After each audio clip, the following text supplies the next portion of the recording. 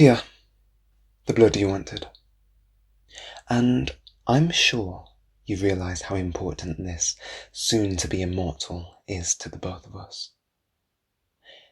They may be the single piece missing to the puzzle needed to break us free, to finally give us the edge to push back the hunters. And make no mistake, the only reason I'm allowing you to take them with you is because I trust you. Relax, Alec. I promise I'll return them to you. At least half intact. You know how excitable the girls at the coven can be, and they might go a little overboard when they see a pure blood in their midst. They might take an arm, a leg, a kidney, or maybe something more interesting. Brianna. Alec, I am more than aware of the importance of this mortal. I can assure you that I will see to it that they are treated with the dignity and respect that you yourself expect a pure blood to be afforded. Speaking of the mortal, here you are. I hope you're ready. I know I am.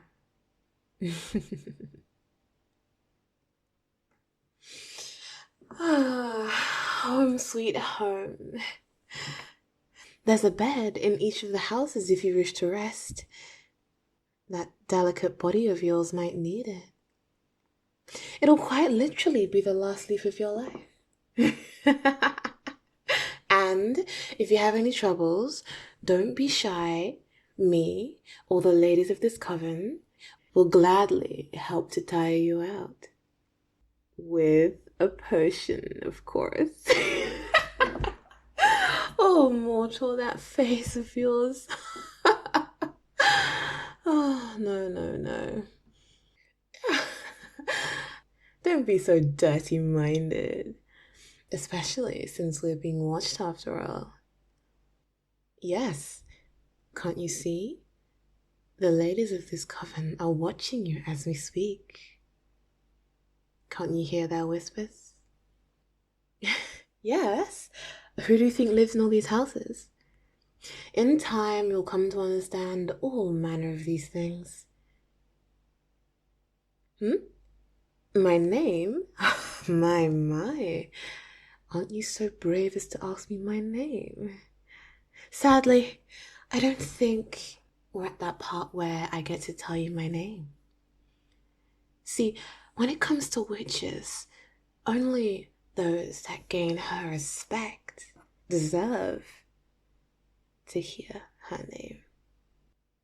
This is especially true for witches of my caliber.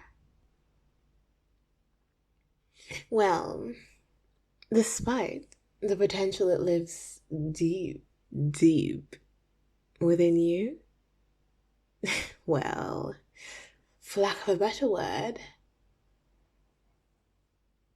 I'd eat you alive. Well, if you insist on referring to me, you may call me Mistress B. And, in a way, I am your mistress. For now, at least. Because Alec has entrusted you to me. I can do with you what I will. For this time, anyways. Sorry, mortal. Give me a second. Ladies, please. Again? Fine. Bring her here. I shall deal with the defiant in due course. Forgive me. A silly little girl has been using forbidden magic again. Dark arts? No. I said forbidden magic. I, in fact, am a specialist in the dark arts. I could smell that magic from a mile away. Me? Evil? My, mortal, you're so naive. You need to be more nuanced in your thinking. Think of it this way. Magic is but an instrument, and your instrument doesn't define you. It's how you use it that does. See, a witch using dark magic could easily save the lives of thousands, but one using holy spells could end a bloodline.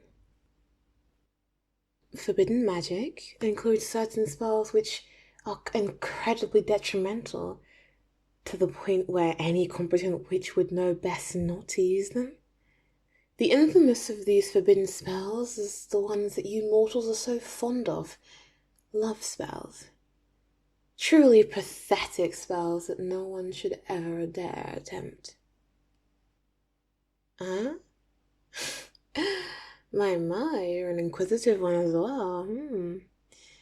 Well, since you asked, I think I might as well teach this little defiant here her lesson.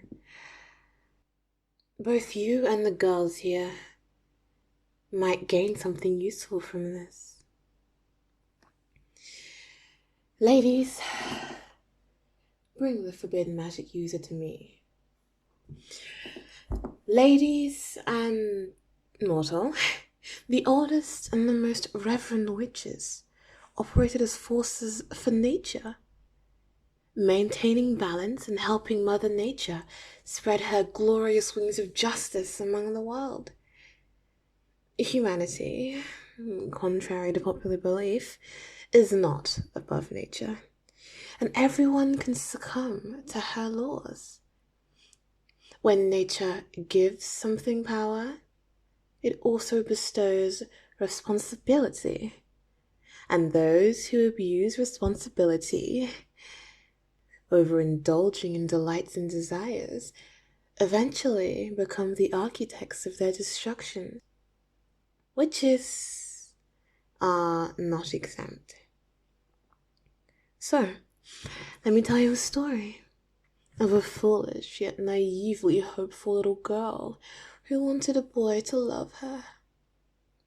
She used spells to charm and woo him, but soon learned that the love he had for her was nothing more than a facade. It was simply magic. And so, when the spells began to wear off, so would his love for her.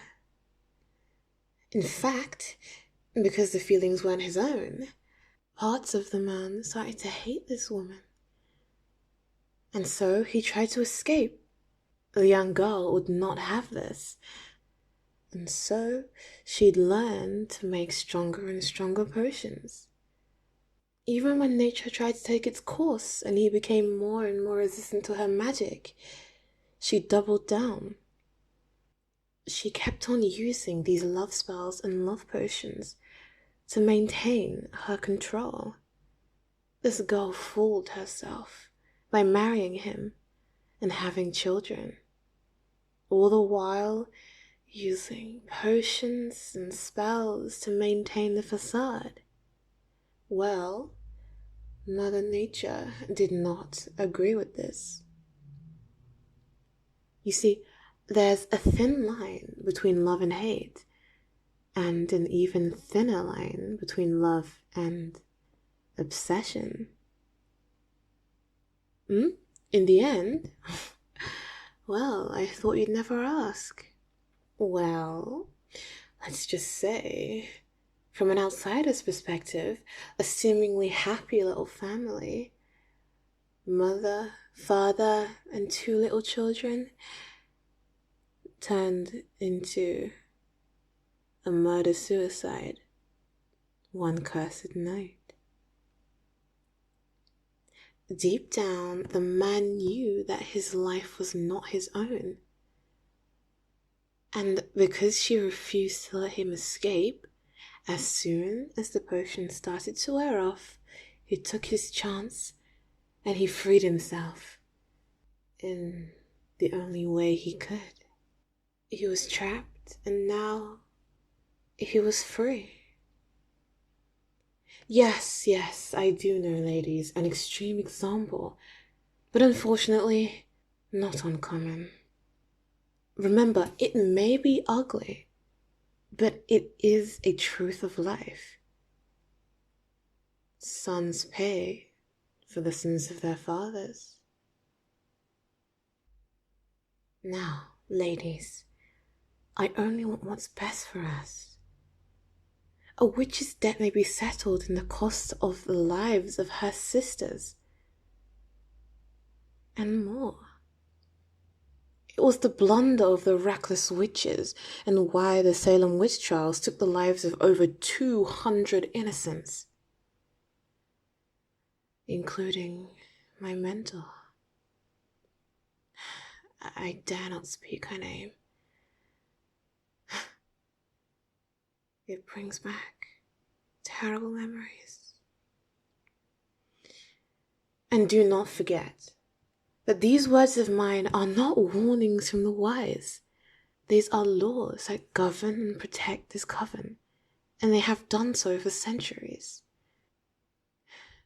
Defiant, you will do well to avoid breaking them in the future. Do you hear me? Good. Now, mortal, it seems twilight is approaching. It's time to lift the veil that hides us from the mortal realm. Now, I must warn you, what you're about to experience is an excruciating process. We are going to separate your body from your soul. Once twilight passes, you and all life that remains within the confines of this village will be covered by the veil. And for that which is not immortal, well, their soul is left behind. Fear not, though. I won't let yours fade mortal. In fact, I'll trap it within my most extravagant ring, just for you. Now, typically, mortals without a soul would either become vessels for spirits or demons, but thanks to your brilliant pure blood, you will become a near unstoppable force of nature. Do you swear? To protect your allies, to defend the pure, to fight off those who would see this world destroyed, to consume the blood of your enemies with no regret, and to deny the macabre, the twisted eldritch magians, who not only created but birthed the very concept of evil from her womb, the mother of evil, from entering these worlds. Yes, the pain you feel. Let that remind you of how powerful you are. That no thing or force of nature may twist your will, may corrupt your essence. Yes, endure this pain and pay with your mortal life to become a savior.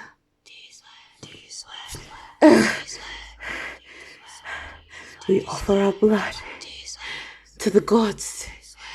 Bless this mortal. We ask you to imbue them with the power unlike any other before. Please, grant them the combined power from our sanguine palms, so that we, in turn, can grant you solace from the mother. Now rest.